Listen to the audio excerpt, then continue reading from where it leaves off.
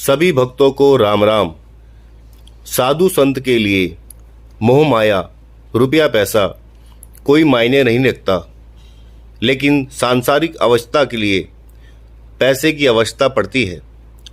ऐसा ही संस्करण आपको सुनाते हैं जब बाबा ने एक साधु को कैसे सही मार्ग दिखाया। अक्टूबर का महीना था। एक दिन कैंची आश्रम में बहुत ठंड पड़ रही थी। भक्तों ने बाबा की सेवा में एक अंगीठी जला रखी थी और सब लोग बाबा को घेर के बैठे थे। इतने में एक साधु कहीं से घूमता घामता पहली बार कैंची आश्रम में आ गया। वह बाबा को जानता नहीं था, लेकिन मंदिर की वैभव को देखकर उसका चित्त प्रसन्न उठा और उसे लगा कि ये नीम करोड़ी आश्रम है, तो उसके अंदर विरोधी विचार उठने लगे। वास्तव में वह बाबा और वैभव को एक साथ देख नहीं पा रहा था। उसके विचार से बाबा को नदी के किनारे एक झोपड़ी में निवास करना चाहिए था। उसके मन में क्रोध उत्पन्न हो गया और वह पूछताछ करता हुआ बाबा के पास आकर बैठ गया। उसने एक दाहिने हाथ को उनकी ओर फैलाते हुए रूखे स्वर में उन्हें लज्जित करने के अभिप्राय से कहा, बाबा और ये संपदा। बाबा भी बड़े ज्ञाता थे। बड़ी शांत मुद्रा में मुस्कुराते हुए उस साधु को अपने पास बुलाया। वह मंत्र मुग्ध सा उनके निकट आकर खड़ा हो गया।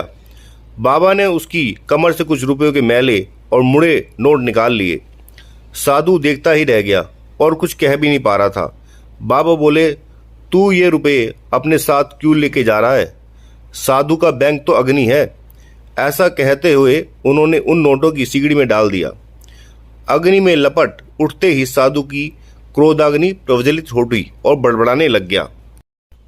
बाबा बोले, अरे तू तो बद्रीनाथ जा रहा था, वहाँ अग्नि से मांग लेना, वह तेरे नोट लौटा देगी। बाबा की इस बात से वह और भी दुखी हो गया। बाबा ने चिमटा उठाया और तुरंत उसके सामने रिजर्व बैंक के नए नोट अग्नि से बाहर निकालते गए और उसकी पूरी धनराशि उसे लौटा दी। बाबा ने साधु को भोजन करवाया और विदा करते समय एक नया कंबल भी दे दिया। साधु बहुत लज्जित हुआ और उनके आगे नतमस्तक हो गया। सच्चे हृदय से क्षमा मांगने लगा। वास्तव में साधु के लिए इससे अच्छी शिक्षा क्या हो सकती थी। आपको बाबा की ये कथा कैसी लगी, आप हमें जरूर कमेंट करके बताएं। चैनल को लाइक करें, शेयर करें।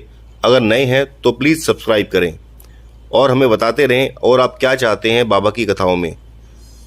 जय श्री राम।